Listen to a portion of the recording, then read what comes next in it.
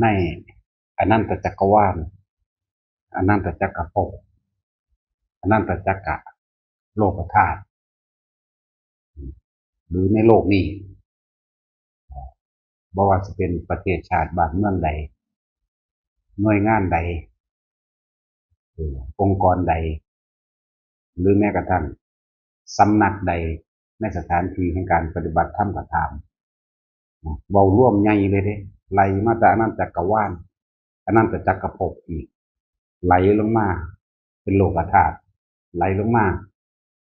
โลกมนุษย์ไหลลงมาประเทศชาติบ้านเมืองใดองค์กรใดเมืองงานใดสถานที่ใดย่อมมีทั้งคนดีและคนไม่ดีอยู่ปะปนกันไป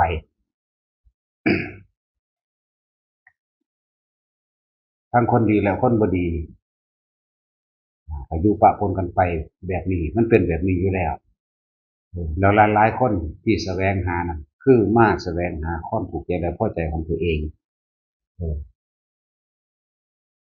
บางคนไปตามสถานที่ต่างๆไปตำหนิสถานที่บ่ถูกใจไปตำหนิบุคคลบ่ถูกใจแต่ว่าบ่เคยตำหนิตัวเองว่าเป็นหยังจังแสวงหาความถูกใจตัวเองทั้งที่ตัวเองแท้ๆยังบ่สามารถทำถูกใจตัวเองเลยสิภาษายังกับผู้อื่นจะต้องให้ผู้อื่นมาทำถูกใจตัวเองบ้านเมืองนั้นประเทศชาตินั้นสถานที่นั้นองค์กรนั้นจังสิดีบ่คือว่าหาคือว่าหาความบ่พอใจของตัวเองหรือความพอใจของตัวเองเราเป็นอย่างจังมั่นเอาเฉพาะความยินดีพอใจในตัวเองเห็นบ่ล่ะนั่นแหละหลายคนก็ยังบางคนที่เขามาหาเฮานี่แหละบัดประเดี๋ยวเฮาเน้นจุดของเฮาเองบัดหลายคนเขามาแล้วก็แทนที่สิมาแทนที่สิมาฟังธรรมะข้อคิดต่างๆแล้วนำไปปฏิบัติตัวเองไปละที่ตัวเองบางคนก็เข้ามาเพื่อที่สั่งสอนผู้อื่นให้มันเป็นใดดังใจที่เฮายึดมั่นถือมั่นเอาไว้ว่าต้องสอนแบบนี้ต้องพูดแบบนี้ต้องทำแบบนี้วางระเบียบแผนการงานแบบนี้จึงจะถูกนี่คือถูกใจเจ้าของนั่นแหละบางคนก็มาตำหนิผู้อื่นผู้นั้นเว้าบ่ม่วนผู้นี้เว้าบ่ดีเลยเกิดกลายเป็นสถานที่นั้นๆบ่ดีบ่เข้าหาความจริงในตัวเองเด้เออแม่นบ่ล่ะความจริงน่ะคือตัวเองมันเป็นหยังถ้ามึงดีมึงมาหาแม่มึงหยังเข้าใจบ่ล่ะเออนั่นแหละคนเนี่ยบ่เบิ่งตัวเองเด้จะไปเบิ่งผู้นั้นบ่ดีผู้นี้บ่ดีผู้นั้นดีเนี่ยดีเพราะว่าหยังดีเพราะว่าถูกใจกูพูดถูกใจกูสถานที่นั้นได้ดีเออถ้าผู้นั้นบ่ดีแล้วสถานที่ก็เลยบ่ดีครูอาจารย์ก็บ่ดีคือกันเด้เนี่ยแต่ว่ามันบ่เห็นตัวลึกเข้าไปในความยึดมั่นถือมั่นในอารมณ์ความยินดีความพอใจของเจ้าของเนี่ยอย่าลืมว่าสัตว์โลกทั้งหลายเนี่ยเกิดเพราะว่าความยินดีพอใจตัวเดียวรูปรสกลิ่นเสียงสัมผัสอารมณ์ความพอใจพอใจในความยินดีพอใจของตัวเองที่พอใจในรูปร่างลักษณะท่าทางบุคคลสัตว์สิ่งของพอใจในรสของบุคคลสัตว์สิ่งของด้วยกันกลิ่นบุคคลสัตว์สิ่งของเสียงบุคคลสัตว์สิ่งของนี่ไหมฟังไว้แต่ว่าตัวเองปฏิบัติธรรมนะธรรมคือสิ่งทั้งหลายทั้งปวงที่ปะปนกันไปในเฮ้านั่นแหละนะคำว่าธรรมคือสิ่งทั้งหลายทั้งปวงเนี่ยคำว่าธรรมะแล้วลืมว่านี้เพิ่นให้ละอีหยังความจริงนันทิราคะสหคตาตัตราพินันทินีเสยยะถีธรรมกามาสวาภวาสวาอวิชชาสวานี่เบิ่งสิแปลให้ฟังพวกบ่รู้จักการละนันทินี่ตนเองความเพลิดเพลินใดความเกี่ยวข้องอันใดได้นันทิย่อมเนื่องมาจากรูปเห็นว่าล่ะรสกลิ่นเสียงสัมผัสอารมณ์เกิดความรู้สึกแห่งความพอใจของตนย่อมมีความเกี่ยวข้องเนื่องไปด้วยเนี่ยกามาสวาเห็นบ่นี่ความพอใจในอารมณ์แห่งตนเป็นใหญ่คำว่ากามนั่นนะอารมณ์ของตนเป็นใหญ่ได้นั่นนะกามาสวาเมื่อมีอารมณ์แห่งตนเป็นใหญ่แล้วเกิดความพอใจและไม่พอใจเกิดขึ้นแล้วกามาสวา ภวาสวาย่อมเป็นเหตุและปัจจัยให้เกิดสู่ภพต่างๆคำว่าภพเนี่ยภวาสวาเพราะเนื่องด้วยอวิชชาสวาเพราะความไม่รู้นี่เห็นบ่ล่ะอวิชชาสวาเพราะความไม่รู้อารมณ์ความรึกแห่งความยึดมั่นถือมั่นของตนเองทุกคนมีความรู้บ้านี้เข้าใจว่าตัวเองมีความรู้แต่ว่าเอาความรู้ที่ไปได้ยินได้ฟังจดจำมาเพื่อที่จะไปละคนอื่นบ่ได้ละตัวเองเด้บ่ได้ละเจ้าของเด้ออันพวกที่รู้หลายๆนั่นน่ะโหมันบ่ฮู้จักบ่ว่าให้ละอารมณ์ความรู้สึกของเจ้าของเองมันบ่ได้ฮู้จักเลยว่าละนี่เป็นจังไดไม่ใช่เอาความรู้ไปละบ่แม่นแค่ว่าฟังใช้เหตุผลเข้าใจนันทินี่คือหยังความเพลินคำว่าความเพลินความเพลิดเพลินในอารมณ์ของตนเป็นใหญ่เด้นั่นนะเพลินในความไม่พอใจกับบุคคลผู้นั้นผู้นี้แล้วก็เว้าพื้นเขาตำหนิที่เตือนเขาไปต่างๆนานาแต่หารู้ไม่ว่าอารมณ์ของตัวเองกำลังแสดงออกจากความรู้สึกจริงๆนั่นเนี่ยความรู้สึกเด้คำว่าใจคำว่าจิตคำว่าวิญญาณก็เลยความรู้สึกเด้อที่ตัวของกำลังคิดนึกแบบนั้นแบบนี้แต่เกิดความเพลิดเพลินเมามันนี่ไหมคุณคิดอย่างนี้นั่นแหละนันทิราคะเห็นบ่นี่ราคะมันยังความพอใจในรูปในรสในกลิ่นในเสียงในสัมผัสในอารมณ์แห่งความรู้สึกนี่แหละราคะมันเนื่องมาจากรูปเบิดนั่นแหละรูปและกลิ่นเสียงสัมผัสและอารมณ์ว่าราคะนันทิราคะสหะนี่แปลว่าเกิดพร้อมสหคตานี่แปลว่าเกิดพร้อมกันในอารมณ์อันนั้นที่กับของกำลังแสดงออกมาแบบได้อารมณ์จากบนคือเขาแสดงได้อารมณ์อยู่เดียวนี้แหละนี่แหละแสดงได้อารมณ์นันทิราคะสหคตานี่เนี่ยสังคตาตัตระตราที่นันทินีเสยยะถีทังกามาสวานี่เห็นบ่เนี่ยแสดงอารมณ์ความรู้สึกเวลาคนที่มีอารมณ์ความรู้สึกแบบพอใจมันจิแสดงอารมณ์ความรู้สึกพอใจออกมา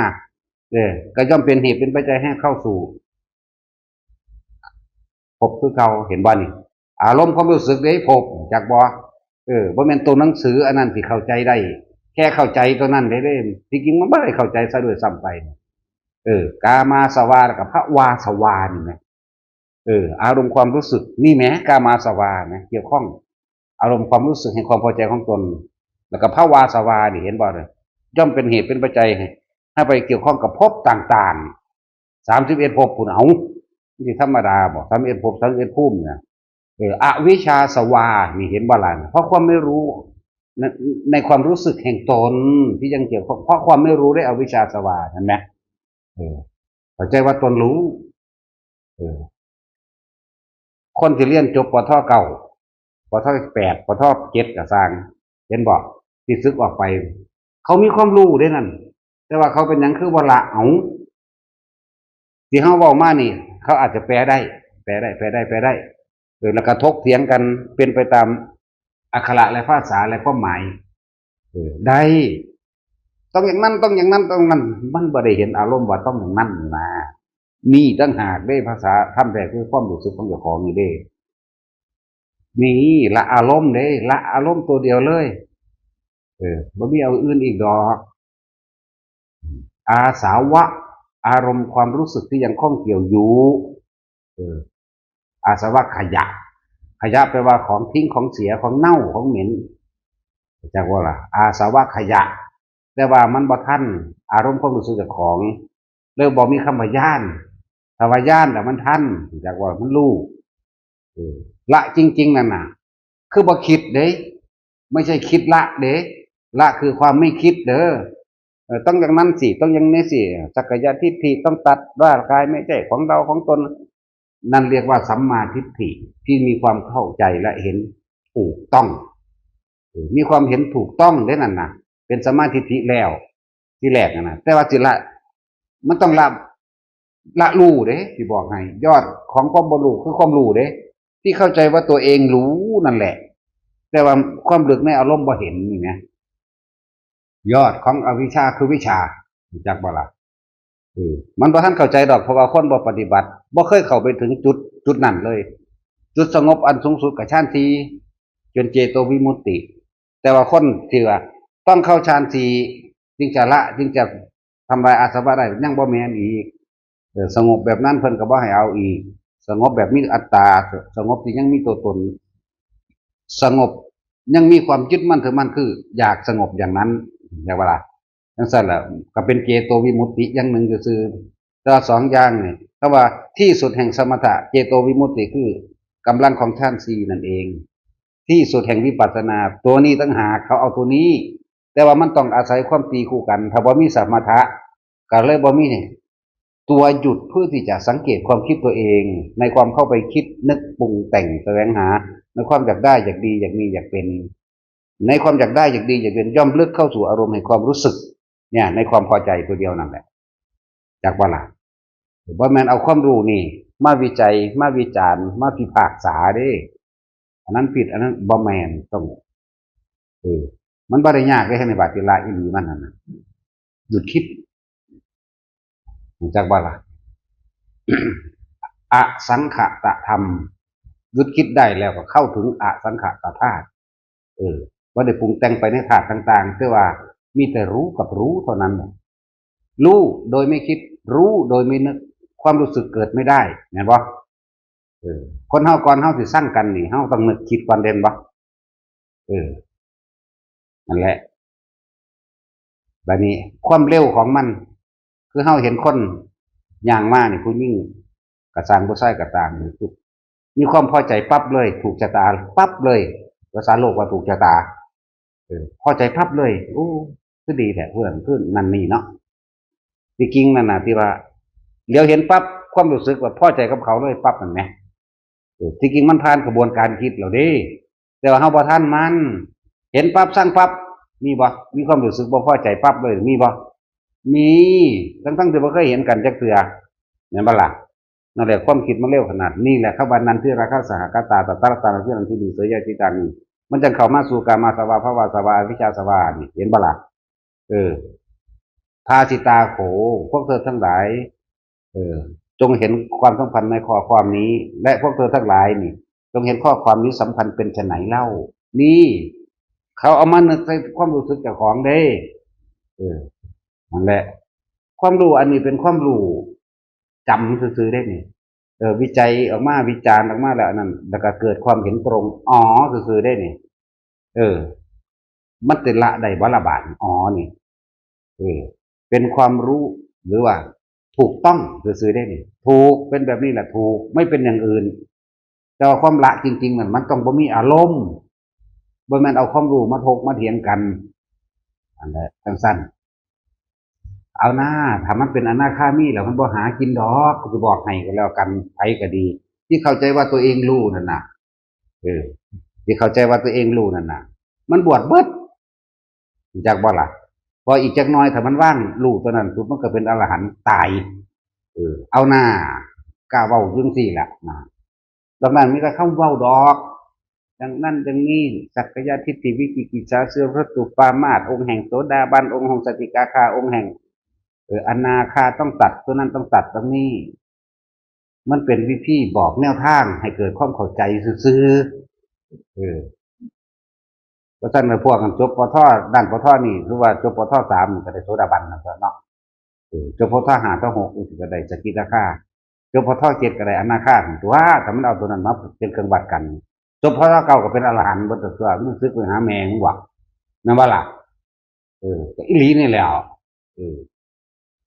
เขาตัวเองยืนยันประกันไปโลดจากว่าล่ะมันมีผู้ใดอยู่ถ้ารู้ขนาดนั้นนะถ้ารู้ว่าจังนั้นนั้นไม่ถูกนั้นผิด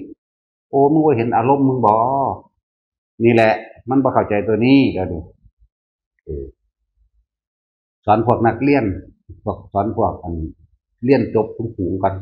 มื้อนี้จากว่าล่ะมันน้อมเข้ามาหาเจ้าของที่สิไปรู้ซำใดรู้คำสอนพระพุทธเจ้าเดี๋ยวนี้นั่นบ่ล่ะบุคคลใดก็ตามเอาแต่พร่ำบ่นคำสอนของเราตถาคตโดยพุทธวจนะแม้กระทั่งว่าแม้จะจับชายผ้าเหลืองแห่งเราตถาคตก็ยังไม่ได้ขึ้นชื่อว่าอยู่ใกล้ตถาคตบุคคลผู้กระทำทานรู้ลึกเข้าไปถึงอารมณ์แห่งความรู้สึกของตนต่างหาก จังสิว่าแม้จะอยู่ไกลเพียงใดก็ตามอยู่คนละขอบโลกแม้อยู่คนละไกลเพียงใดก็ตามก็ขึ้นชื่อว่าอยู่กับเราตถาคตพี่มาเห็นความรู้สึกตัวเองพี่เข้าใจว่าล่ะว่ามันจดจำเอาคิดว่าเฮาสิบ่ได้ที่ภาษาจังซั่นผู้ใดไปท่องดู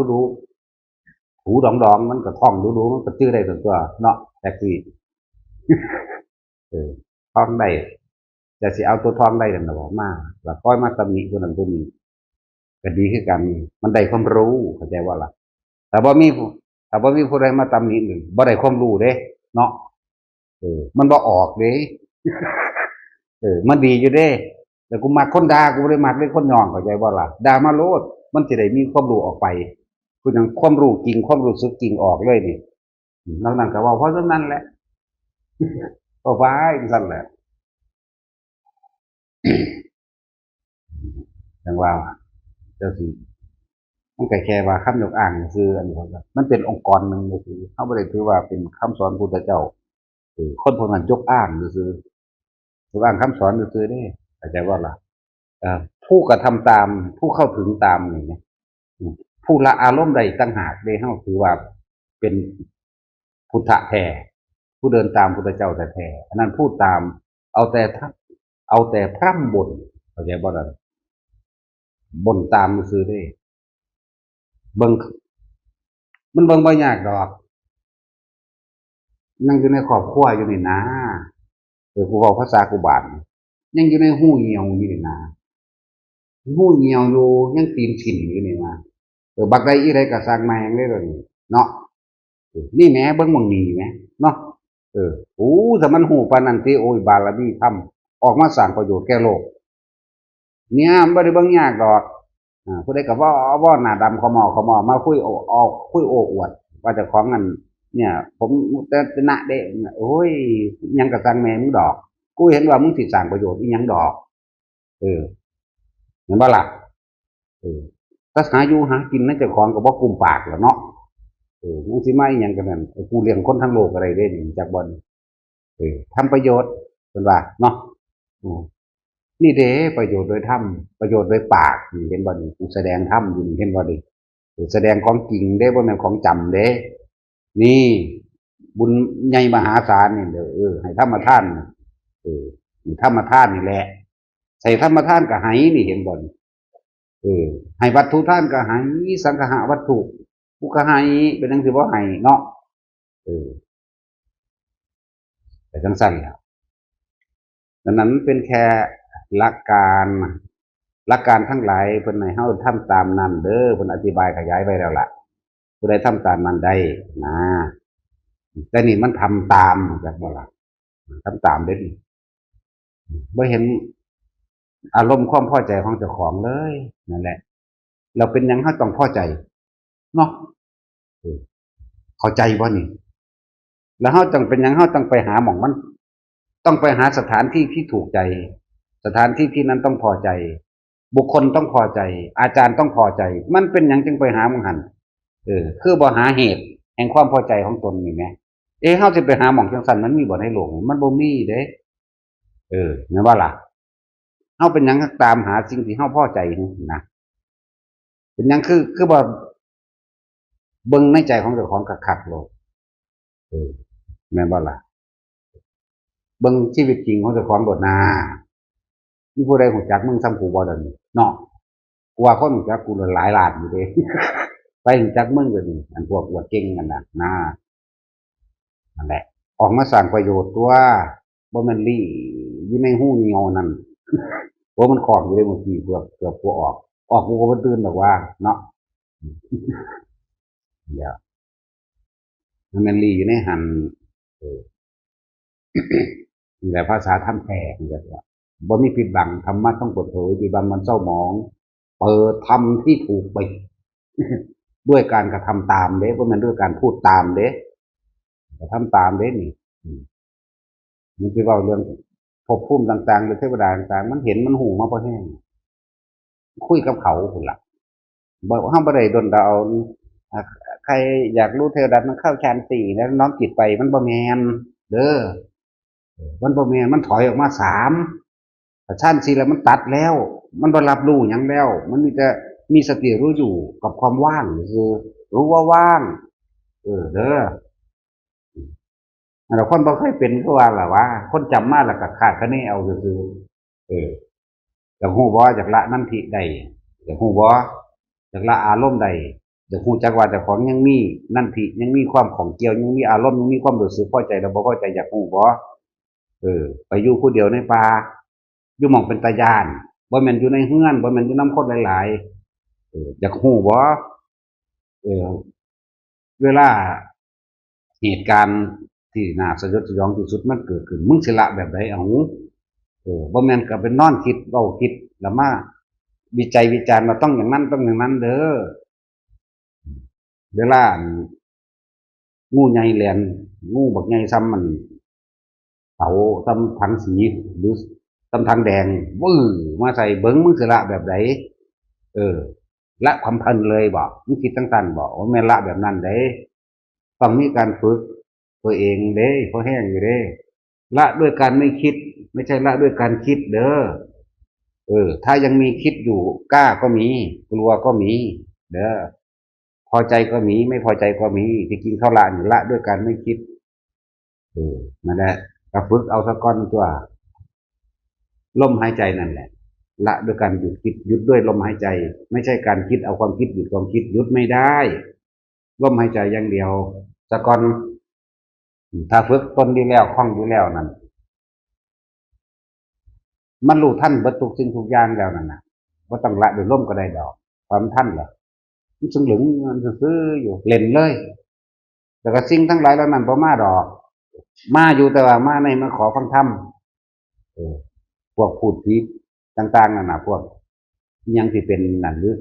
ลูกขเทวดาพุ่มเทวดายังต่างๆนั่นน่ะเขาบ่แปลงมาทดสอบทดลองดอกเขาก็รู้เพราะเขามันมันจ่าไปครอบโลกธาตุเลยว่าธรรมดาได้อันถ้าเว้าเรื่องอันทิสมานกายเขาเอายังมานั่นกันเออ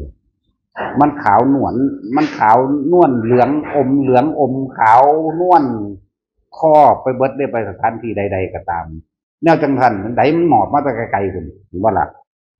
เวลาเขามาจังสิพวกเทวดาบอกยังไงพูดมันเวียนสะกอนคุณแต่จังคอยอยู่ไกลๆคุณจังคอยหมอบข้านเขามาเด้บ่คือคนเด้คนอื่นจักแมงอย่างเนาะเบอร์มาอวดความรู้ใส่รถเนาะดังนั้นดังนี้ผมโอ้ยมีแมงเออจังสั่นล่ะเพราะนั้นเขาเราเว้าบ่กี่คำเขาเข้าใจรู้เรื่องเด้อ้าวอยากเว้าไประบาดบอกกับมือมาตื่นแต่ว่าเว้าอีหลีเนี่ยเนาะเพราะกูบ่ย่านดอกกูสอนแตะคนยากที่สุดคือคนนี่เด้เป็นว่าล่ะเป็นตะเลียโตนกูเนาะต้องมานั่งอธิบายคนหนาฟังอยู่นี่เออเพราะก็ผีดีกว่าอีกเนาะเดี๋ยวมันก็สิมีคนแสกแซงทำไมกินข้าวผีพวกกินทุมื้อเด้อเนาะแต่ที่ว่ากูสิตื่นติทำไมไม่เสกข้าวกินเองได้ไหมเสกกินได้เป็นจังซี่เสกกินบ่ได้นี่เด้สาบลาบอยู่นี่เด้เนาะ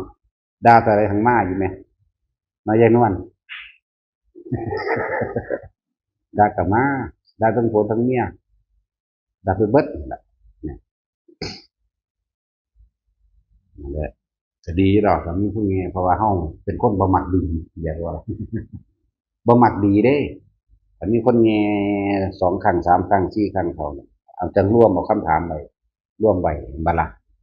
มันจังออกซำใดซำหนึ่งมันก็ออกนี่ต้องตีแห้งๆเนาะมันจังสะดุดนั่นแหละคือไว้ฟังไว้เด้อไปก็ดีเออเรียนธรรมะเรียนธรรมะจดจำธรรมะแล้วเอามาละตัวเองละอารมณ์ละความรู้สึกของตนเองทั้งเบิดนี่ละความยินดีพอใจตัวเดียวพอเข้าแสวงหาแต่ความยินดีความพอใจความบ่พอใจก็เลยเกิดมีน้ำกันนั่นเองเป็นยังคือบ่เห็นในความพอใจแล้วความบ่พอใจมันเกิดจากใสมันไปหาผู้จากผู้อื่นบ่หาจากสถานที่อื่นๆบ่หรือหาจากผู้อื่นบ่เออแล้วคือบ่คิดแนวไผสิมาละตัวนี้ออกให้เฮาเองแต่เฮาบ่ละด้วยตัวเฮาเอง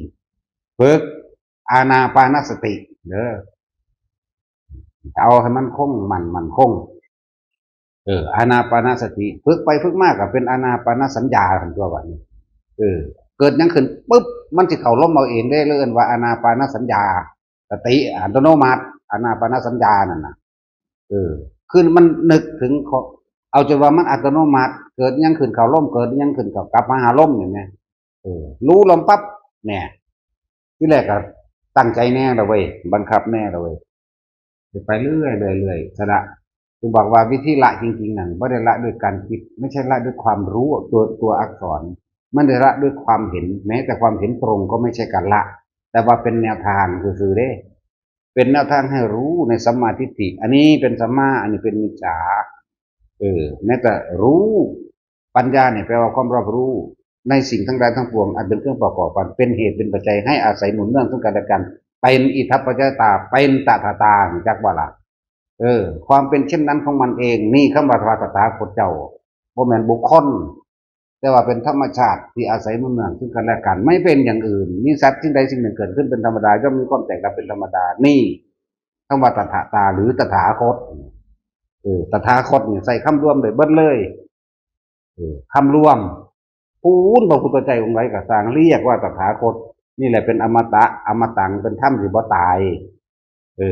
สัตว์ทั้งหลายเกิดเท่าไรตายเท่านั้นนี่ตถาคตเป็นจังซี่แต่ห้าสิไปยึดอีหยังกับมันแบบเนี่ยอย่าไปเที่ยวแสวงหาความพอใจจากบุคคลผู้อื่นแต่ให้เที่ยวดูใจของตัวเองว่าความไม่พอใจและความพอใจเกิดขึ้นจากสิ่งใดไม่ได้เกิดขึ้นจากบุคคลผู้อื่นเกิดขึ้นจากตัวเองถ้ามึงดีมาเกิดหาแม่มึงบอกเนี่ยไหมด่าจากของว่าจากของยังสี่ไหมเดี๋ยวมึงจะไปตำหนิเขาเฮ็ดหยังเขาบอกบ่มวนว่าเขาบอกมวนมึงก็พ้นจากเขาบอกมวนบอกเขาบอกบ่มวนมึงก็พ้นจากเขาบอกบ่มวนบอกนี่แม่หันมาด่าจากของยังสี่แม่อะไรเป็นแค่เครื่องระงับถ้าเว้าเรื่องพระอรหันต์เลยก็อยู่ในลมหายใจไงเนาะบ่มีอารมณ์ได้พระอรหันต์บ่เคยเป็นดอกกูคือเว้าแหละบ่มีอารมณ์นะอารมณ์ความรู้สึกในความพอใจนี่บ่มีเลยถ้ามันละตัวนั้นได้แล้วความบ่พอใจมันก็ถูกละไปน้ำกันเหตุตัวเดียวเท่านั้นแหละเพราะว่ามันรู้ต่อท่านวิราคะหู้แล้วคำว่าวิคือวิปัสสนารู้แจ้งจริงๆตามความเป็นจริงแล้วราคะเราความยินดีพอใจนั่นแหละความยินดีพอใจนั้นเป็นอันว่าถูกสำลอกออกแล้วละออกแล้วไม่มีแล้วอารมณ์มันจะเกิดได้จังได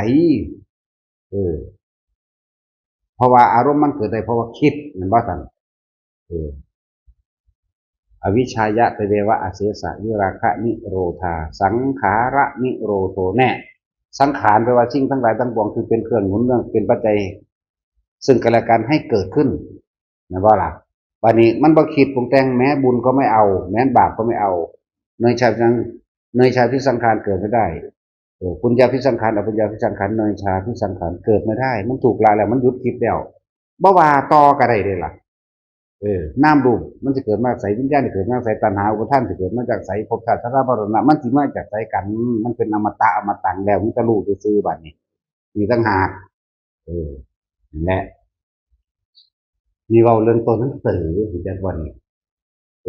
นี่เว้าเรื่องตัวหนังสือนะละจริงๆบ่มีตัวหนังสืออยากว่าละบ่มีอย่างเลยไม่มีสักอย่างแต่ยังมีอยู่กับไปเกิดกับสิ่งที่มีแต่ว่าละติดมันได้ไปเกิดบางหันเมื่อไรที่เธอยังมีอยู่นะปะเธอก็ไปเกิดกับสิ่งที่มีแต่เมื่อใดที่เธอไม่มีเธอยังไม่มีอยากว่าละไม่มีแม้ในโลกนี้ไม่มีในโลกหน้าและไม่มีแม้ในโลกใดๆทั้งปวงมันก็จบละมีเราเดินตัวหนังสืออีกเด้ครับพี่อันตัวนั้นกูก็บอกว่าไรเนาะก็มันบ่มีมันจะบอกไว้ทั้งใดทั้งคำว่านิพพานนั่นเอามันบ่เป็นสภาพบ้านเรือนมันบ่เป็นสภาพวิมานมันบ่มีสภาพใดเลยแต่ว่ามันบ่มีความรู้สึกพี่มึงสิให้กูวาดว่าจังไดมันวาดบ่เป็นจังซั่นล่ะผู้ใดวาดรูปร่างอากาศได้กับผู้นั้นแหละบ้าเห็นว่าล่ะอากาศมันมีรูปร่างตัวตนอยู่บ่มีรูปมีรสมีกลิ่นมีเสียงอยู่บ่อากาศเนี่ยมันก็เทียบได้กับซ้ำนี่ตัวแต่ว่ามึงว่ามันมีอยู่บ่ครับ แต่มีถ้ามีเอามาให้กูเบิ่งดูเนาะแต่จังซั่นตัวนั่นแหละมีเราเรื่องพระอรหันต์แต่ว่ากูก็บ่เคยเป็นดอกบ่เป็นมาจั่งใดดอกแต่ว่ากูก็เว้าไปจังซั่นนั่นแหละในบ้านใดเมืองใดที่มันก็มีทั้งคนดีและคนบ่ดีอยู่ปะปนไปนะคนบ่ดีก็มึงเองล่ะเข้าใจบ่มึงไปหาตำหนิติเตียนผู้นั้นผู้นี้เฮ็ดหยังมึงไปหาสถานที่นั้นสถานที่นั้นไม่ดีมีสัพพยะสัพพยะหรือบ่สัพพยะความคิดนึกปรุงแต่งของเจ้าของเองบุคคลนั้นพูดเพราะบุคคลนี้พูดไม่เพราะก็ตัวมึงเองล่ะรู้จักบ่ล่ะเพราะและไม่เพราะมึงปรุงแต่งผู้อื่นเฮ็ดหยังนี่ให้พวกเฮาหันมาเบิ่งนี่บัดนี้ในความรู้ทั้งหลายอันเป็นความรู้จดจำความรู้สังขารเบิดนั่นแหละความรู้ทั้งหลายความรู้ปรุงความรู้แต่งความรู้ไปเกิดกับความรู้ทั้งไปเกิดเบิดนั่นแหละแม้ความรู้ทั้งบ่เกิดก็เป็นความรู้ไปเกิดเพราะว่าหยังเพราะว่ามันไม่ละมันไม่ละรู้เออเวลาสภาวะธรรมเกิดขึ้นเวลาสภาวะความรู้สึกแห่งบ่อยากบอกว่าสภาวะธรรมว่าเวลามันเกิดเหตุการณ์ความรู้สึกกับเฮาจริงๆอยู่หันอยู่นี่จังซี่นั่นคือเฮาไปภาวนาตามถ้ำตามผามองหันมองนี่จังซี่ผีบางไงลุกเพิ่งเบิ่งขึ้นมาเปื่อยขึ้นมาเห็นทั้งรูปมัน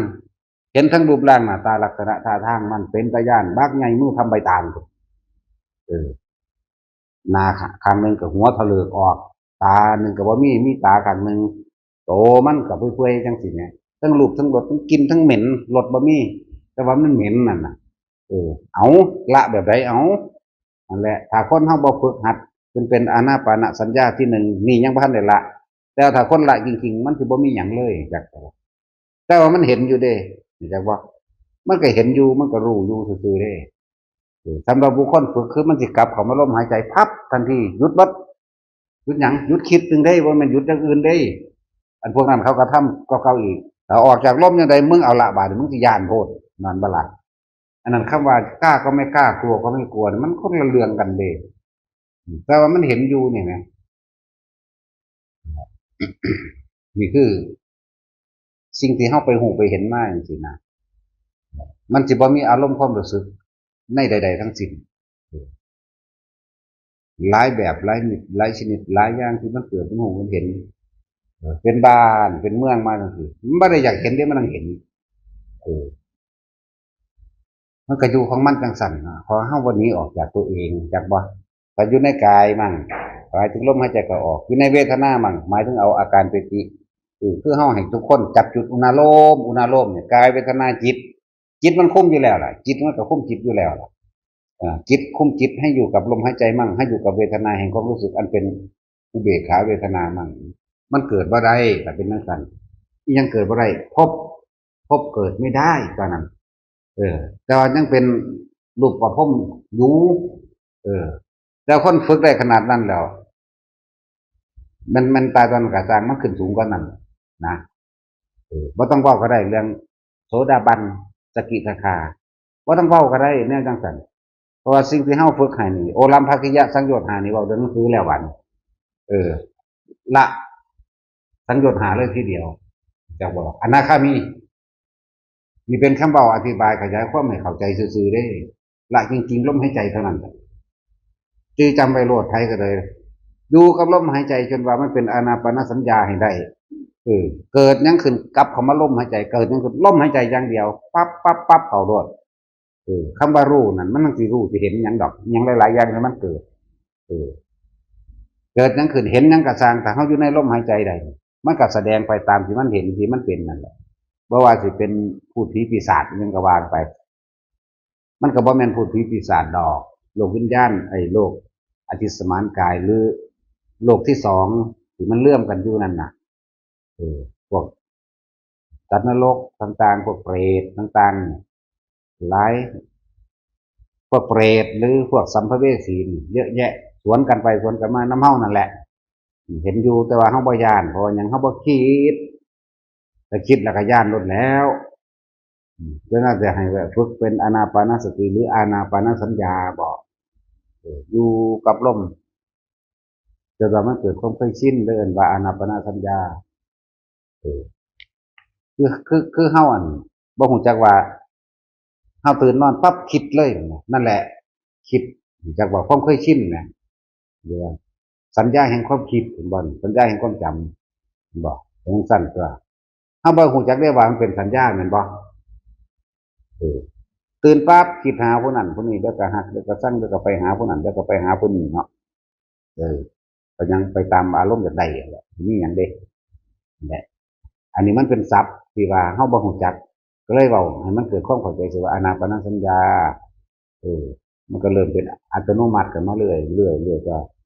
ว่าท่านสิว่าฝึกว่าทั้งยืนทั้งเดินทั้งนั่งทั้งนอนทำการทำงานฟัง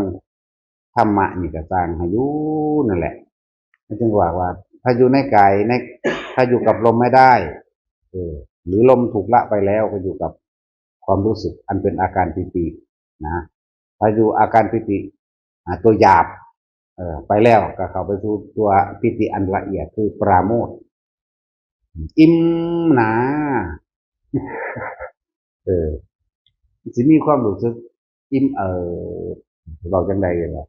ความคิดนึกเรื่องบ่มีเรื่องใดที่สิสบายใจหรือบ่สบายใจจักบ่ล่ะความคิดนึกมันบ่มีนะมันว่างๆว่างๆกายก็วิวๆนะทั้งที่ไปอยู่นี่แหละจักบ่ทั้งที่ไปหันมานี่อยู่นี่ไงนี่ไหมบัดนี้จะมีสิ่งใดสิ่งหนึ่งเข้ามากระทบปั๊บนี่ตัวสำคัญบัดนี้จะคิดหรือไม่คิดจักว่าล่ะนี่เออถ้าคนมันฝึกได้ขนาดนั้นแล้วกระทบรุนแรงที่สุดถึงขั้นว่าถึงขั้นตายมันจะสิคิดเด้มันสิคิดปกป้องตัวเองเด้ถึงขั้นตายถึงบอกว่ามันมีเหตุการณ์รุนแรงแบบถึงขั้นตายนะถ้าพาความตายตัวนี้ไปอีกโดยบ่คิดบ่นึกนะอย่างเช่นว่าเฮาย่างไปแล้วหมาจัก10ตัวหมาบักใหญ่เลยบูลด็อกพิทบูอาเซเคียวผมบั่มมาใส่เฮานี่เฮาสิมีความรู้สึกบ่นี่ถ้าไม่มีความรู้สึกกลัวหรือกล้าไม่มีเลยธรรมดานิ่งเงียบไปเลยนั่นแหละพระอรหันต์เป็นทั้งสั้นถ้ายังมีอยู่บัดนี้ยังยังบอกแค่นั้นละเข้าใจว่าละอะไรมันต้องมีเหตุการณ์เด้มันต้องสิวัดตัวเองได้เอออันนอนคิดคือโอ้ยคิดทำแมงสร้างสรรค์นอนอยู่ในโลกนี่ก็ดีกว่านอนคิดกว่าเนาะนี่แหละเอาตัวนี้วัดตัวเองเด้อคนเฮาถึงขั้นสูงสุดของคนคือมันต้องฆ่าความตายเลยอันนี้แหละที่เป็นตัวทดสอบที่ดีมากอย่าคิดอย่าเพิ่งคิดได้ว่ากูบ่ย่านดอกเห็นบ่ล่ะหรือว่าละจังสั่นละจังสี่เอาแม่ขึ้นไปมองมันเป็นตะย่านก็เขาจกปืนยิงปึ๊บจอไปเฮาห่างดำว่าเดียวเนี่ยเอาแม่ถ้าบ่มีอีหยังเลยนั่นแหละพระอรหันต์จักว่าต้องบ่มีอีหยังเลยซื่อๆก็ฮู้อยู่ว่าเขาสิมาฆ่ากันเลยแต่ว่ามันบ่คิดนึกปรุงแต่งต่ออีกอารมณ์เกิดบ่ได้เด้อารมณ์เกิดบ่ได้พอความคิดบ่เกิดจากว่าความคิดบ่เกิดบ่ปรุงบ่แต่งตัวแล้วอารมณ์ก็เกิดบ่ได้เมื่ออารมณ์เกิดบ่ได้ก็มันก็ละตัวนั่นน่ะจากว่าล่ะนี่แหมตัวบอกให้มันถึงมั่งนี่ก่อนนะแต่ถ้ายังมีอารมณ์อยู่ก็แสดงว่ายังบ่ทันได้ขาดจากว่าอาจสิติดอยู่ในแต่ว่าเรื่องโสดาสกิทาคาหรืออนาคาจังซี่นะอาจสิติดอยู่ในแค่นี้นะนี่เฮาเว้าเรื่องพระอรหันต์เพราะว่าพระอรหันต์นั้นบ่มีอารมณ์จากว่าล่ะก็จังซี่เขาเน้นนิพพานอย่างเดียวเลยอยู่นี่เขาบ่เน้นเป็นหยังเข้าใจว่าล่ะเขาจะบอกแม่หมองสุดเลยสุดแล้วมันบ่มีหยังดอกมันบ่มีบาปดอกแถมถ้าบ่มีบุญพร้อมบ่มีบุญบ่มีบาปบ่มีหยังเลยจักว่าล่ะบ่มองมันสุดบ่มีพระพุทธเจ้าบ่มีพระธรรมบ่มีพระสงฆ์จักว่าว่างบ่มีเลยนี่ต่างหากที่มันมีอยู่นี่เฮาก็พอคนบ่เข้าใจก็เลยค่อยๆอธิบายไปธรรมดา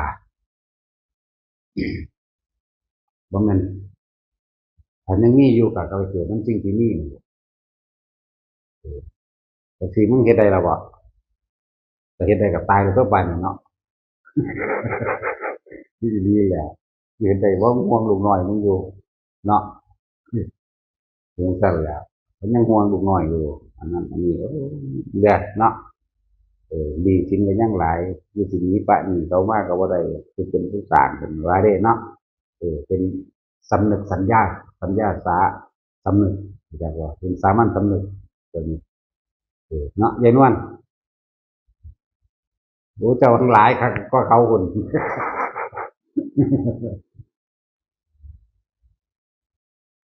ท่านใดจังว่าทุกคนเอาความรู้สึกวัดกันเลยได้มากได้น้อยบ่ได้ให้ความสำคัญมั่นหมายว่าเฮาละได้มากหรือได้น้อยเวลาใดก็ช่างที่เฮาอยู่ในลมหายใจได้อยู่กับลมเข้าอยู่กับลมออกบ่มีแนวอื่นเข้ามาคิดปะปนแทรกแซงได้เวลานั่งศีลก็อยู่ในหันสมาธิอยู่ในหันปัญญาก็อยู่ในหันปัญญาคือการบ่คิดเด้ออันนั้นมันเป็นปัญญาสังขารได้รอบรู้ซื่อๆได้นั่นรู้รอบรู้และรู้จนรอบเออละจริงๆละแบบนั้น ขอให้มันได้เป็นช่วงคณะกระจังเธอจึงให้กำลังใจแต่คนว่านิพพานชั่วขณะแต่ว่าอย่ามาอวดมาอ่านกับกูเด้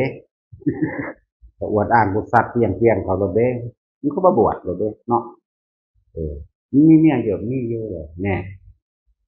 กูก็มีคือกันกูมีหลายมีใครเป็นไปเนี่ยสั่นถ้าอยากให้ทุกคนเอาความรู้จดจำอย่างเขามาทำลายความเห็นเจ้าของนะละความเห็นบอกอีกซับหนึ่งเอาเมื่อใดที่เฮาบ่มีทิฏฐิเมื่อนั้นแหละว่าแต่บ่ล่ะต้องละความเห็นเด้นั้นเห็นผิดก็ช่างนั้นเห็นถูกก็ต้องบ่มีจักอย่างเข้าใจบ่ว่าท่านสิว่าสิ้นคิดบ่เอออสังขตธรรมมันแปลว่าหยังครับเนาะมันต้องบ่มีความคิดเห็นจักอย่างอย่าไปหายืนยันตัดสินกับผู้ใดว่าผิดว่าถูกจะไปเขาว่าดีว่าเลวนะเจ้าของต่างหากได้แหละอันเลวก็ดีบ่มีผู้ใดเฮ็ดให้ใครเกิดเจ้าของเฮ็ดเอาเองเจ้าของยังมีความคิดอยู่เจ้าของยังมีทิฏฐิอยู่ยังมีความเห็นอยู่ก็เลยไปเกิดตามทิฏฐิตามความเห็นตามความคิดนั่นเองสิ้นไล่ไม่มีความคิดไม่มีทิฏฐิจบถึงหลึงถึงจักว่าเป็นสั้นแหละเราจะเน้นลมหายใจให้ก็ดีเห็นยังกระสร้างบัดอย่านำมาคิดเออนี่นะว่าเห็นแล้วรู้แล้วไม่ปล่อยไม่วางเออรู้แล้วก็ปล่อยวางตัวแหละการละจริงๆนั่นนะเออต้องบ่มีอารมณ์แต่บ่ละเป็นได้บ่ละมันก็เหลือแต่ความรู้สึกทางกายหนึ่งเด้ความรู้สึกในความพอใจและไม่พอใจนั่นสิ้นไปแล้วหายไปแล้วเพราะปราศจากความคิดนึกปราศจากความเห็นจากบ่ละความคิดอันอื่นๆนี่บ่มีแต่ว่านั่นเป็นความคิดที่ใส่กับโลกเป็นความคิดที่ใส่กับบ้านกับเมืองกับการกระทำมันแบบสมมติแต่ความคิดในความอยากได้และอยากเป็นมันจบแล้วไม่มีความเห็นใดๆในความผิดในความถูกแต่ว่ามีความคิดในเรื่องดำรินะคิดเฮ็ดนั่นเฮ็ดนี่มีให้พอคำปรึกษามีบ่มีแต่ว่าก็เอาจากของเก่ามันแหละเอื่นว่าสังขารขันธ์อันเป็นสัญญาเวลาคือจังเฮาปรึกษาธรรมะกันแนวทางให้พอคิดกันก็แค่เอาความของเก่าเอาสังขารสัญญานี่ได้มาเว้ากันนั่นน่ะจักว่าล่ะเพื่อให้เกิดความเข้าใจเพื่อให้เกิดแนวทางหนึ่งเด้เออทางจริงๆคือลมหายใจนั่นแหละแต่ทางจริงๆคือตัวนั้นนะอยู่ในลมหายใจกับสิ้นน่ะ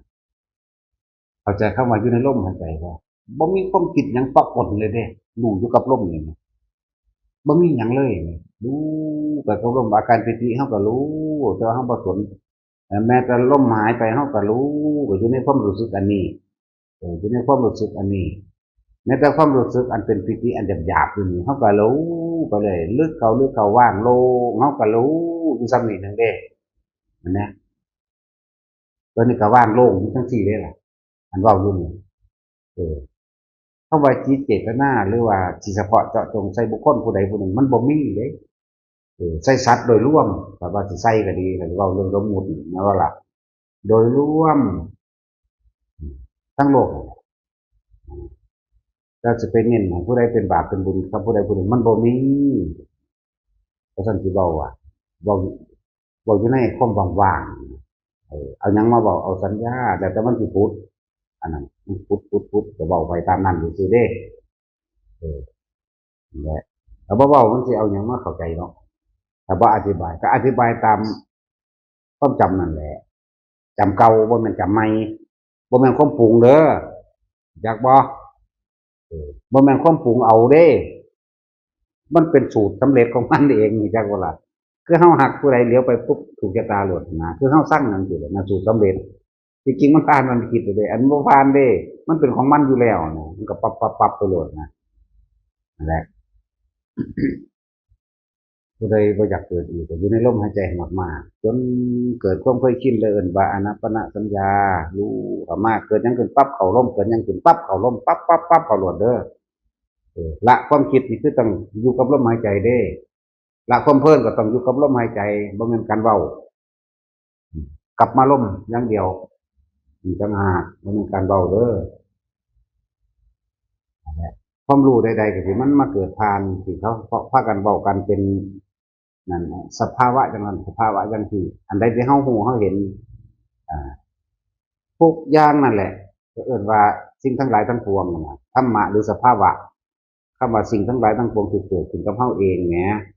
เกิดจากทั้งตาคือเห็นนะจากทั้งหูคือได้ยินนะลิ้นได้รสได้กลิ่นได้สัมผัสกระทบรู้สึกแต่ไม่คิดไม่นึกในความพอใจและไม่พอใจก็เกิดไม่ได้แหมตัวนี้ต่างหากนะนั่นแหละทุกคนฝึกให้มากเถอะฝึกไปเรื่อยๆเรื่อยๆแต่ว่าบ่ต้องไปบังคับให้มันได้หรอกเข้าใจบ่ล่ะ บ่ต้องไปบังคับให้มันได้บ่ต้องไปว่างคอร์ดว่างแคดอหยังสต็กสเต็ปอหยังบ่ต้องไปใส่กับมันดอกทุกครั้งที่ปฏิบัติเด้อฟังชื่อไว้แต่ละคนให้เหมือนเริ่มต้นใหม่อย่าไปคิดถึงอดีตที่เคยเป็นจากว่าโอ้วันนั้นสงบแบบนั้นแบบนี้โอ้ยสว่างจ้าสงบมากอิ่มเอมนั่นมันอยู่ในอดีตจากว่านั้นมันบ่รู้จักคำว่าปัจจุบันณขณะรู้จักบ่ล่ะมันบ่รู้จักมันบ่มีสติได้อันนั้นน่ะสติปัจจุบันคืออยู่ในลมหายใจเท่านั้นเด้บ่แม่นไปเอาของเก่ามาเว้าอยู่หั่นเด้เออเวลาเพิ่นแก่อันนั้นรู้จักบ่ล่ะ คือเฮาต้องเข้าใจตัวเองยอมรับตัวเองแล้วก็รู้ในตนเองเออเวลาเฮานั่งเวลาสิปฏิบัติปั๊บนี่อย่าไปคิดถึงของเก่ามันเด้ให้เหมือนเริ่มต้นใหม่เด้ที่เฮาอธิบายอยู่นี่หมายถึงบอกวิธีแนวทางให้เกิดให้พวกเจ้าเข้าใจถูกให้พวกเจ้าหายกังวลให้พวกเจ้าไปเฮ็ดซื่อๆเด้เด้อเออแต่ว่าให้ไปเฮ็ดหยังเฮ็ดล่มมันบ่ต้องไปรู้อีหยังดอกว่าทุกคนนี่เรียนรู้มามากคักแล้วเรียนรู้จำนี่เยอะมากแล้วแต่ว่าจริงสิส่ำใดหั้นน่ะจริงก็คือต้องยอมรับความจริงตัวเองว่าเรายังละบ่ได้เรายังผู้นั้นเว้ามาบ่ถูกใจกูยังฉุนอยู่นี่นะเออแล้วก็หลายๆอย่างที่ว่าเรามาอยู่ในนี่เรามาเบิ่งเจ้าของเด้เบิ่งหยังเบิ่งความรู้สึกเจ้าของนี่แหละเรามาให้มันรู้ทันความรู้สึกเจ้าของความรู้สึกนี่เกิดจากหยังเกิดจากคิดคิดตัวนี้คิดเกิดจากหยังเกิดจากผู้นั้นเออจริงๆแล้วมันผู้นั้นหรือผู้นี้กันแน่ตัวเองหรือเขากันแน่เข้าใจว่าล่ะคนภาวนาจึงบอกว่าคนภาวนาบ่ยากดอกมันสิคุยอะคนบ่ภาวนามันสิคุยเพราะว่ามันอ่านจำมาจำมา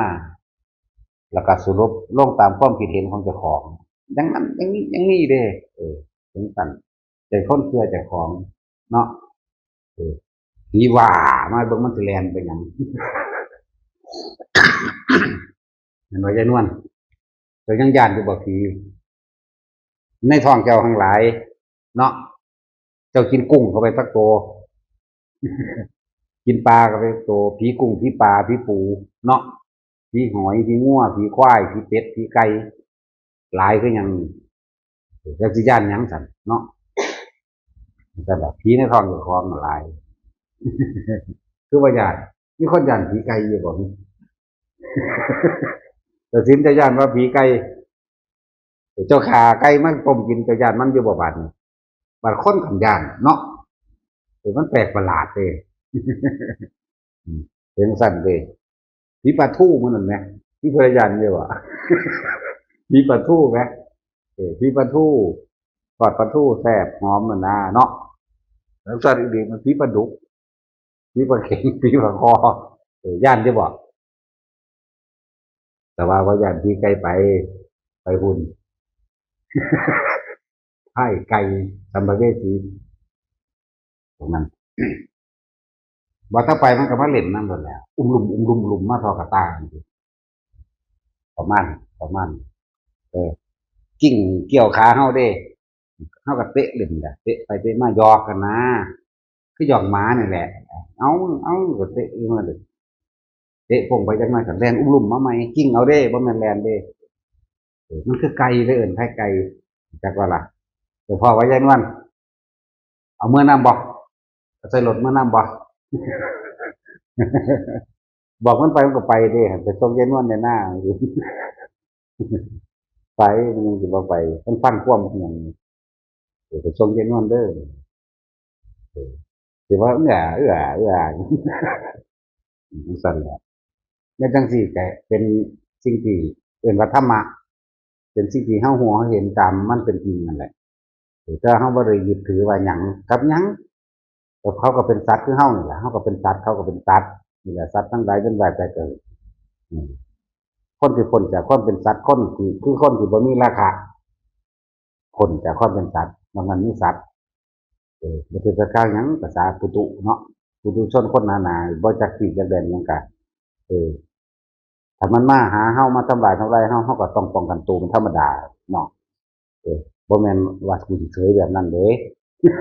เออยังบ่แม่นว่าเฮาปฏิบัติธรรมแล้วเฮาสิว่างเฉยแบบนั้นเด้เออเป็นธรรมดาปฏิบัติธรรมเฮาก็บ่ได้เบียดเบียนทำลายไผอยู่แล้วแต่มีคนมาทำลายเฮาก็ถีบคือกันจากบ่ล่ะป้องกันตัวคือกันเลยเนาะได้นวลหรือเราจะสิยอมโอ้ยเขากะบ่บ่แม่นดอกเด้อเหมือนกันป้องกันตัวคือกันได้บ่แม่นเรื่องข้อขาดบาดตายนะหนีซะก่อนแต่ถ้ามันได้ถึงวิธีส้นก็ส้นเด้ทางบ่มีจิตใจฆ่าไผดอกบ่มีจะยุ่งจะหมดก็บ่มีดอกแต่ป้องกันตัวอ่าเอาง่ายๆพวกเข้าใจว่าเจ้าของนั้นนี่ได้ถ้ายุ่งกัดมันสิปัดสิเป่าบ่สิไล่บ่มึงไล่ว่าจังซี่กูก็ไล่คือกันทั้งแต่กูก็ไล่แห้งไปสู้ถึงตายซ้ำกูเอาใบผ่าพัดเอาเนาะแล้วแต่หิแมงอยู่ถึงมึงไดได้กูก็เดียบกูก็เอฟเฟกต์หมดแล้วเนาะคนก็คือกันแหละเขาความมีอยากให้ทุกคนว่าคนใดที่สร้างประโยชน์ให้ช่วยกันรักษาบุคคลที่สร้างประโยชน์เด้อคนใดที่สร้างประโยชน์ให้แก่ชุมชนให้แก่บุคคลแก่โลกให้ช่วยกันรักษาคนดีหายากก็เพชรเหมือนว่าล่ะเพชรนี่ดายังหาง่ายอยู่ได้แต่ว่าคนดีคนที่สร้างประโยชน์ต่อโลกบุคคลสัตว์ของทั้งหลายแหละให้รักษากันถึงบอกว่าย่านบาปหลายของบางอย่างก็ใส่กำลังด้วยกันจังอยู่จากว่าล่ะ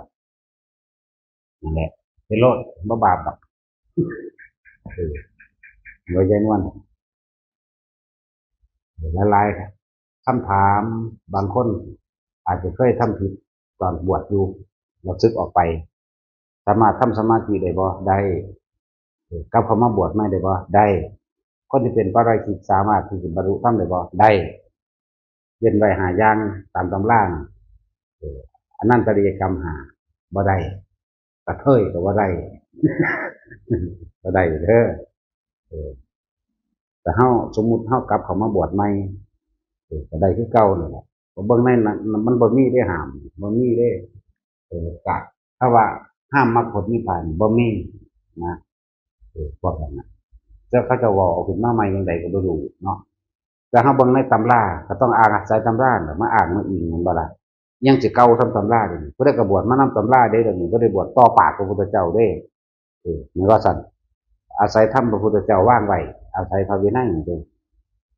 หลายคนเป็นห่วงกังวลผมเป็นปาราชิกอย่างนั้นอย่างนี้ผมยังมีสิทธิ์ไม่มีมีที่เก่าข้าพระพุทธเจ้าจะบอกเขาว่าขาคนตายก็โดนหรอกคนตายเอาเองนะก็สั่นข้าพระอรหันต์จะบอกกับบอข้าพ่อจะบอกบอข้าแม่จะบอกบอสังฆเพศนี้ย่อมส่งเสริมเป็นประสงค์แตกแยกกันนี่บอกินเหล้าเมายาเขาจับคือเลิกกังวลใจว่าบวชไม่ยันบรันนี่นะได้มาลดหาลุงพรบวชแมงวัดนั่นแหละเราต้องจะวัดติดคดีไว้นี่เป็นกฎหมายโลกการทำเนี่ยไม่มีปัญหาในสมัยพุทธกาลมหาโจรบวชบรรลุอรหันต์บักหลายเลยว่าเอาลูกศิษย์สังฆิจะสามเณรเท่าใด500สุมาณะสามเณรอีก500ลูกศิษย์ภาษาลิบุตรมหาโจรบักหลาย35,000บรรลุอรหันต์นั่นแหละให้กำลังใจได้นี่ให้แนวทางเขาบอกกำลังใจให้แนวทางการคิดปลอบประโลมใจตัวเองแต่ความจริงก็เป็นดังนั้นเด้อกล้าหาญและเด็ดเดียวในการที่ยอมรับตัวเองบ่ในการเข้ามาบวชหรือในการที่สิสำนึกผิดแต่ว่ากูสิบ่เฮ็ดอีกกูสิพยายามบ่คิดถึงมันกรรมเก่าแม้นสิมากมายเป็นใดก็ตามถ้าอยู่ในลมหายใจใดกรรมเก่านั้นให้ผลบ่ได้พรหมม่านพรหมทั้งหลายก็บ่อาจสามารถทำลายทั้งได้ให้มั่นใจในอานาปานสติไปก็ดีพุทธเจ้าเพิ่นก็สอนไว้อย่างนี้ผู้ใดเข้าอยู่ในอานาปานสติใดนะม่านทั้งหลายไม่อาจทำอันตรายได้ใดๆได้เลยแม้แต่กรรมเก่ายังให้ผลไม่ได้เบิ่งรู้อยู่ธรรมดาในอานาปานสติลมหายใจในนาใจว่าหลับนั่งสั่นมันใจซะเราบอกอย่างหนึ่งผู้ใดตายในลมหายใจใดคนเฮาบาดสิตายมันต้องมีสติอยู่กับลมเด้แต่บ่นี่ว่าท่านสิให้อยู่คำว่าปัจจุบันบ่ตายบ่มีสติอย่างหนึ่ง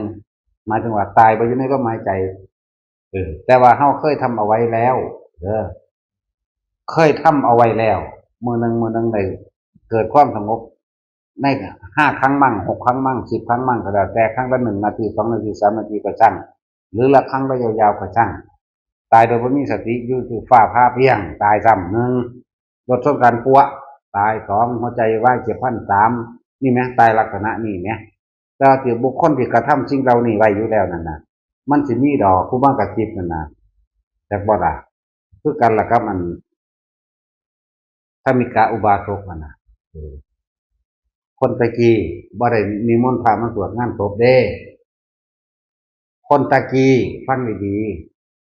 ๆบ่แม่นตายแล้วจึงเอาพระมาสวดคนตะกี้ตอนป่วยอยู่ได้นิมนต์พระมาสวดนั่นน่ะฟังธรรมก่อนที่สิตายเด้มันบ่มีเครื่องระลึกนึกถึงเห็นบ่ล่ะตะกี้ถ้าบ่มีพระมาแสดงธรรมให้ฟังมันสิคิดถึงให้ถึงหน้าคิดถึงทรัพย์สมบัติต่างๆคิดถึงลูกเต่าเราหลานหลายอย่างถ้าผู้ใดตายในลักษณะคิดถึงหม้องใดมันก็ไปหม้องนั้นซะก่อนแต่ว่าอารมณ์จังสิแบ่งไปตามภพจักบ่ล่ะคนตะกี้เป็นแบบนั้นเด้อนาพินฎกะเศรษฐีกับพุทธเจ้าได้แสดงธรรมให้ฟังนั่นบ่ล่ะนั่นแหละถ้ามีกาอุบาสกคือพระสงฆ์มาแสดงธรรมให้ฟังเพื่อประเทศเรื่องท่านเรื่องศีลเรื่องภาวนาเรื่องมันเรื่องนี้เทศไปเรื่อยเทวดามาเอื่นเอาเห็นบาลบานผู้เห็นบ่ว่าสั่นไปบ่เห็นน้ำเฮาเทวดา6 สั้นผู้ใดรถทิพย์แต่ละสั้นผู้ใดก็อยากได้ไปอยู่น้ำได้คนดีอยากบอกคุณพ่อมาอยู่กับฉันคุณพ่อมาอยู่กับพวกกับผมสำราบอยู่พระเพิ่นก็แสดงธรรมไปก็เดี๋ยวให้ฟังธรรมจบก่อนความหมายเล่านั่นเรายกมือขึ้นเรานอนอยู่เด้เราป่วยเดี๋ยวฟังธรรมจบซะก่อนนั่นน่ะพระแสดงธรรมอยู่นั่นแต่ว่าโอ้ยนึกว่าให้พระพ่อแล้วให้เมื่อน่ะพระก็เมื่อวัดแล้วเนาะครั้งหนึ่งของครั้งที่3บุญนั้นตายแต่บ่หรอกนั่นแหละเพิ่นพากันจักว่าบุญก็คืออธิบายเป็นหยังเลยเนาะถ้ากันศึกษาเอาเองเป็นรู้แต่ว่าถ้ามีจะอุบาสกไม่จะว่าอย่างหนึ่งเป็นก็ว่าอยู่ละเนาะเขาเป็นยกในตำราแล้วมาอ่านเพื่อเกิดความเข้าใจเกิดกำลังใจเกิดแนวทางถึงสั้นภาษาที่บุตรทางแสดงธรรมให้ในโจรคาตตัวในตำราบันทึกไว้ว่า เข้าสู่อนาคามีเด้ตายในลมหายใจมันบ่หน้าคามีดอกอรหันต์เลยจักบ่ล่ะนั่นแหละองค์กันบัดนี้สมเด็จพ่อสุโธทนะเด้พระพุทธเจ้าแสดงว่าอรหันต์บัดใจขาดเห็นบ่ล่ะจังซั่นแล้วว่ามันตายแล้วจังเอาไปสวดเด้สวดก่อนตายภาษาเฮาที่จริงน่ะแสดงธรรมเพิ่นไปแสดงธรรมแล้วถ้าเพิ่นจะเอาบทใดแสดงเด้บ่แม่นตายตัวเลยต้องกุศลธรรมะกุศลธรรมะคือซุมื้อนี้เด้ซุมื้อนี้ตายแล้วจังนิมนต์ไปเนาะคือกันล่ะก็ตายแล้วจังหาแนวกินดีๆใส่ถาดไว้ได้น้อยนะแต่สินจะกินให้มันเต็มที่โลดเด้อเขาสิเอาใส่ถาดน้อยๆไว้ให้เจ้ากินแมงอยู่วัดบ่อื่นดอกน่ากิน100อย่างพุ่นกินบักหลายเต็มโลดอีหลีเด้อันนั้นมาได้ก็มาแล้วว่าโอ้ยบ่ได้เด้โลดเด้ให้กันเอามาตั้งเขามาเอาไว้ข้างกระโหลกนั่นแหละมันพวกเอาไว้ใต้ด้านเหล้าเนาะแล้วเอิ้นเคาะลงปุ้งๆด้วยว่าเนี่ยเอ้ยพอแล้วไปกินข้าวว่าซั่นเป็นว่าซั่นพามาแล้วเตรียมตัวไหว้พระสวดมนต์เด้อเตรียมตัวไหว้พระอันฟังธรรมเด้อว่าซั่นแต่ถ้าว่าท่านตายบ่ไปจักเทื่ออยู่เอาแมงหยังมาฟังเขาสับหัวอยู่ในนรกพุ่นก็บ่ฮู้ล่ะเนาะตายคิดสุดท้ายนั่นน่ะไปศูนย์กันเรื่องพิษกันเรื่องให้เรื่องหน้ามันไปนรกแล้วเด้อนั่นน่ะเห็นบ่น่ะความคิดมันไปมีมันตั้งไว้ตั้งเป็นเรื่องไว้เข้าใจว่าจิตมีที่ตั้งหมายถึงว่าตั้งเป็นเรื่องไว้พิษกันเรื่องให้เรื่องหน้าจังซั่นจังซี่สังแงกตายซ้ำไปนรกเด้อนั่นน่ะนี่แหละอารมณ์มันได้อารมณ์โมโหแม่นบ่นั่นแหละอารมณ์น่ะภพบ่แม่นไปเว้าภาษานั่นจังว่าเด้แจกแจงตามที่เจ้าของเป็นเจ้าของเห็นคือว่าล่ะว่าเขาก็เห็นเป็นทั้งนั้นเห็นด้วยความคิดแม่นบ่ล่ะเขาเห็นด้วยความคิดว่ามันเห็นอีหลีนี่เด้กูคิดเอาเด้มันจะเป็นไปเลยเหรอเด้จะได้ตายกับแลนก็ต่อมาโหลดพวกนี้เนาะแลนมาหาแมงยังกูเป็นพี่น้องกูให้บ้านมึงนี่อยากกูบ่ได้แลนมาได้ลอยลงมาได้สิบอกให้มันลงไปกอดเป็นแบบนั้นฮอดกอดฮอดดีใจเลยเนาะธรรมดาบ่บ่ได้ให้อยู่ไกลๆเด้ให้อะเด้ออยู่ไกลๆพุ่นสูปล่อยมันเข้ามาแน่บัดตอนนั้นตัวเว้าตามเป็นมันเป็นนี่แหละตัวโลดตัวกินมันเป็นแมงหยังเว้าตามที่เห็นนี่แหละเว้าตามที่มันเป็นนี่แหละแต่พอฟังซ้ำอยู่ได้400,000พุ่นรู้จักบ่ล่ะแล้วก็สิบ่ทันสิกล้าว่าบ่สิสอนทุกคนเลยว่าสอนผีกูก็สอน400,000พุ่นธรรมดาบ่อันนี้เฮาเว้าไปตามมันมันเห็นมันเป็นเรียกว่าความจริงเป็นสิ่งบ่ตายเว้ายามใดก็เว้าคือเก่ามันบ่ได้ไปคิดคำใหม่มาเว้าเด้มันบ่ได้เว้าไปตามความคิดมันเว้าไปตามความจริงที่มันเป็นถ้าเว้าไปตามความคิดมันสิมื้อนั้นเมื่อวานกูเว้าว่าอันใดวะเลยลืมซ้ำคำเว้าหน้าและคำเว้าหลังเลยบ่ตรงกันคนเว้าจริงบ่ได้ตัวเด้บ่ได้ไปคิดคำใหม่เด้เว้ากับผู้ใดก็เว้าเก่านั่นแหละผู้ใดมาจากทางทิศใดก็เว้าเก่านั่นแหละเนาะแต่ความจริงมันคนละเรื่องกันนี่ก็บ่ได้ไปใส่หยังใหม่บ่ได้ไปปรุงแต่งใหม่เด้เราก็เว้าเพลงบ้านไปคือเก่าคือเดี๋ยวนี้บ่ว่าสิเว้าอยู่ในครัวมีคนมาก็เลยบ่ว่าสิเว้าอยู่นี่คนก็เบิ่งทั่วโลกอยู่เด้ล่ะเนาะเว้าให้ฟังเด้แต่ว่าบ่ได้เว้าให้เชื่อเด้บัดนี้เนาะเว้าให้ฟังเด้สู่เอ๋ยรู้จักเชื่อหรือบ่เชื่อสุก็ไปพิสูจน์เอาเองเห็นเอาเองตัวเนาะเชื่อบ่เชื่อก็สร้างเด้กูบ่ได้เงินนะสร้างแม่งเด้นี่แหละมักพระเว้าม่วนบ่โอ้ยบ่อืดเนาะจักบ่ล่ะเว้าม่วนกับเว้าบ่ม่วนนั่นน่ะมันต่างหม้องใดจังสุก็เบิ่งผลงานสุก็เบิ่งประโยชน์ตัวก็เบิ่งเอาตัวเว้าจริงหรือว่าจริงต่างหากล่ะเนาะเป็นจังซั่นเลือกเอาเด้อหม้องใดก็ดีแต่ว่าหม้องนี้บ่ม่วนก็แล้วกันบ่ม่วนผู้เพิ่นเว้าม่วนก็มีก็แนะนำให้หลวงพ่อปราโมทย์หลวงพ่อปราโมทย์โตนี่เว้าม่วนสุภาพเรียบร้อยตลอดเนี่ยเอาเว้าม่วนเฮาก็ว่าเว้าม่วนตัวเนาะเฮาก็ม่วนอยู่ไงจังซั่นก็มีองค์ใดอีกเพิ่นเว้าม่วนหลวงพ่อสุชาติอภิชาโตนี่เว้าม่วนบ่ด่าไผดอกอันนั้นบ่คือเฮาด่าแมงโลดเด้ ไปจังสั้นนะหลวงพ่อโสภาประมวลปันใดสบายผู้นำบ้างน้ำเจียวน่ะสบายเออพาดีไปเนาะกับพาดีจะเอาอย่างกับพาดีก็ว่าดีก็ว่าดีกว่าเนาะไม่ใช่เหรอตรงๆอีกคนหนึ่งหลวงตาสินทรัพย์พระสิ้นคิดครูบาชายครูบาทุยมีนั่งเจนเนี่ยมันก็แนะนำไปตรงเส้นเลยเขาก็ตรงจากว่าเราพวกนี้แต่ท่านฟังเนี่ยกับเมซี่ชมพู่นะไปโลดสังเกตเด้อพวกอาจจะบอกยังไงว่าคารวะสอนธรรมสังเกตพวกเมซี่สอนธรรมนะที่บ่เคยบอกกระทบกระทั่งมูเราภิกษุแม้กระทั่งสามเณรเล้บุคคลผู้อื่นนอกจากเขาว่าต้อหน้าต้อตากันครับลูกศิษย์เขาเด้เขางัดกิเลสกันเลยแกว่าล่ะไอ้หามึงอย่างนั้นอย่างนี้เขาบอกนี่เด้อเขาไม่ได้บอกให้ผู้อื่นผู้นั้นยอมรับเขาเด้เขาจะงัดให้จากว่าล่ะจังสั้นเขาไม่ได้ด่าคนคือเฮาเด้เขาไม่ได้ด่าทั่วไปคือเฮาเด้เฮาเป็นแค่ไต้หิ้งแมงไว้คุณนำเบิดเลยก็ละเรื่องกัลยาณกันเด้สังเกตดีๆที่ว่าตำหนิคนนั้นตำหนิคนนี้อย่าฟังบอกกันเลยเอาสิน้องไปฟังผู้ใดดูเขาหรือเราที่เป็นคือผู้นั้นอยากบอกมันมีเจตนามันมีอารมณ์เด้มันคนละเรื่องกันเด้พวกสอนพระบาทสอนธรรมคุณแม่ชีชมพูนี่นะเออเข้ากับฟังเบิ่งแล้วนะบ่เคยไปตำหนิผู้ใดเด้จากว่าล่ะภิกษุสามเณรนี่บ่ต่อแย่บ่แตะเลยเข้าใจบ่ล่ะบ่แตะเลยเด้เขาเจ้านั่นเจนก็คือกันเขาบ่แตะเด้แต่ถามว่าพวกอันนั้นพระองค์นั้นพูดจริงไหมเขาเลี่ยงทันทีเด้สังเกตง่ายๆบ่ได้ยากเด้บ่คือบางพวกเด้เพราะไอ้อย่างนั้นไม่ถูกอย่างนั้นยังดีเด้หรือบ่ได้เบิ่งขาดเจ้าของได้จักบ่ล่ะนั่นแหละบ่จักสิ่งนี้ควรสิ่งนี้ไม่ควรบ่รู้จักอันเป็นฐานะและอาฐานะไม่รู้กระดามันฟังเลยบอกฐานะและอาฐานะมึงรู้จักอาฐานะโดยพวกหานี่จะบ่ด่ากูอีก